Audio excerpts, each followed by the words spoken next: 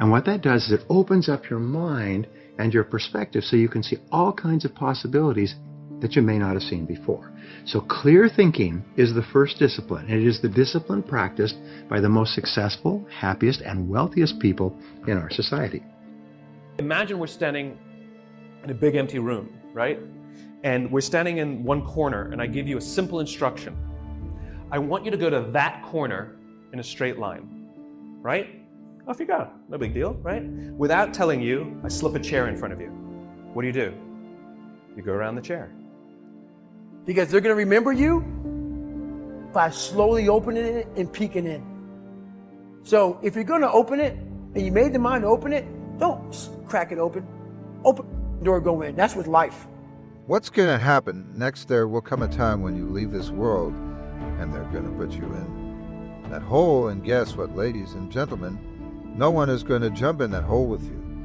No one is going to jump in there with you and celebrate that death that you just experienced.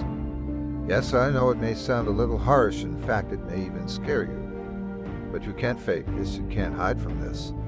Life is short, and the only thing that's beautiful about it is that when you are living, you have strong possibilities. You have something that you can be doing to make it impactful for others, to see you can't stop. You can't stop living. You can't stop growing. You can't stop fighting. Now, the second major discipline, my old friend, is the discipline of daily goal setting. The discipline of daily goal setting will change your life. Why? Well, we know that focus and concentration are essential to success. There are some skills that are helpful to success, but focus and concentration are indispensable.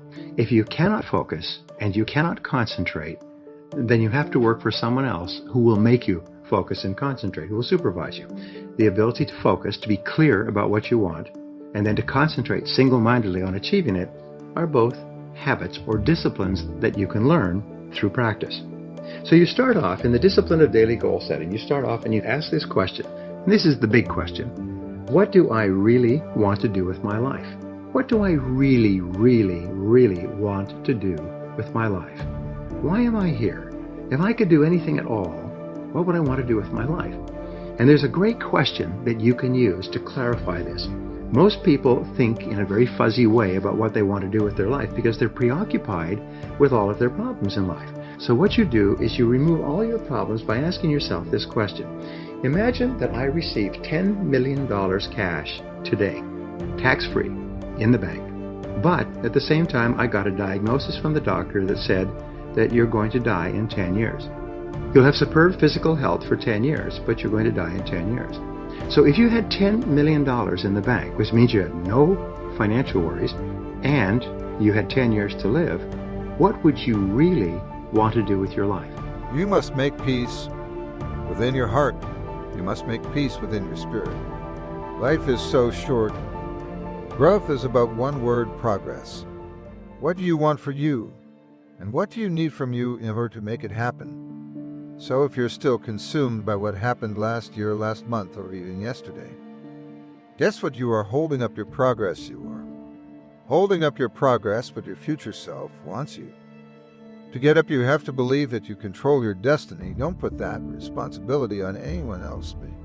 You are either going to be focused on the future, focus on the present, or focus on the past. That's it. Now you just disobeyed what I told you to do. I told you to go to that corner straight line. But this is the amazing things about human beings, which is when we're given a clear destination, we use our own creativity and our own sense of innovation and our own problem-solving abilities to overcome obstacles to get to the destination. In other words, the destination is more important than the route, right? We're flexible about the route. We're obsessed with the destination. Reset. We're standing in the corner together and I give you a simple instruction. Go somewhere in this room in a straight line. And you say to me, well, where do you want me to go? I'm like, I don't know. You're smart. Figure it out. Go in a straight line. And so you pick a point and you start walking. And without telling you, I put a chair in front of you. What do? Come to a grinding halt. I say, what did you stop for? You go, well, you put a chair in front of me. If you're choosing to do something, attack it. Because they're going to remember you as not attacking it. So I want to be remembered. You can hate me, but one thing you can't say about me, I didn't attack it. So that's the mentality you have. If you're going to do something, you might as well attack it, because you can do it anyway. Right. Who on this earth would still be going right now? You are. You are. Or you'll make a sudden turn and go in another direction, right? And this is the problem. It's the same obstacle. The difference is when you have a clear destination, the obstacles become easy to overcome. When you don't have a clear destination, you keep coming to a grinding halt. And what we do in our companies is we're counting the steps we're taking along the route, but we're never looking at the destination, right? So a company says, made $1 million this year, we were only planning on making 800,000. Like we took 10 steps, we're only planning on taking 8. Where are you going? No clue, right? We count the steps. And so the point is that people want to feel that the effort that they're exerting actually are moving somewhere. And so successful measurement, successful recognition is not just for the steps you take. It's not just for the effort. It's that the effort you exerted moved us closer to where we're trying to get to. I head for Northern California, Clear Lake, ride the Jeep trails up on top. One of my great recreations where there's no stoplights, no traffic lights. I can tell you from personal experience that it's easy to get off track by focusing too much on your mistakes, or focusing too much on your missed opportunities, or focusing too much on what disappointed you or who disappointed you, what you don't want to do. Just put so much energy into what happened that you miss out on what is happening. You should be in such a zone that your mind is only programmed to look forward. You are not looking backwards. You are not looking to the right. You are not looking to the left. You gotta be focused once you get clear. On what you want, you have to have the courage to chase it. At the end of the day, you can't let your disappointment stop your grind. And they're going to put you in a place where you're going to find something better than the fantasy.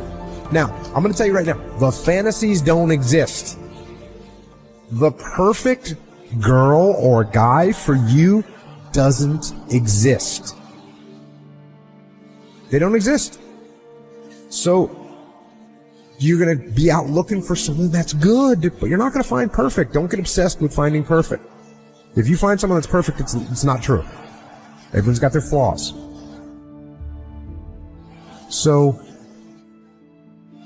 that's what you have to do. And you will end up finding someone that's real. And I get it, man. I know you're going to have some moments down in the hole, as Alice in Chains put it, or trapped in the heart-shaped box, as Nirvana put it.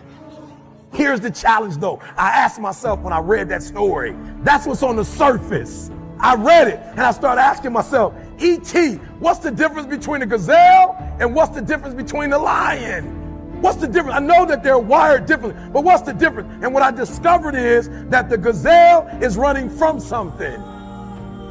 The gazelle is running from something. So as long as the lion is chasing the gazelle is running. But as soon as the lion stops chasing the gazelle, it stops. And that's a lot of you in this room. That's a lot of you in this room. You will run. You'll do what you're supposed to do. As long as you're getting pushed, as long as you're getting motivated, as long as somebody is encouraging you, as long as somebody's coaching you, as long as somebody's pushing you, as long as somebody's prodding you, you're doing what you're supposed to do. As long as somebody's calling you, as long as someone is enticing you, as long as somebody's giving you rewards, you're moving. But as soon as that stops, you stop. Keep going. Disappointment hurts, but you have to be willing to stay committed. Through the pain, the people at the top of their game, they stay committed and they choose to keep going even when they encounter resistance. If you are pursuing something big, guess what opposition is coming? Difficulty is coming. Unexpected changes are coming. You can't control everything, but you can control your response to everything that happens in your life. And so, if you are determined to keep going, you've got to understand that your current challenge is just another hurdle. For you to jump over what you are up against is beneath you. I asked myself the question about the lion, and I said the lion is not running to be rewarded. The lion is running to eat.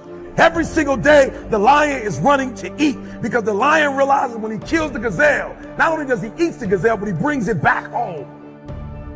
You've got to ask yourself, what's your why? What motivates you? What pushes you? What drives you? And if that thing is eternal, if nobody has to call you, if nobody has to prod you, if nobody has to reward you, if nobody has to give you anything, if you are self-motivated and self-regulated, you can have it, you can be it, you can do it.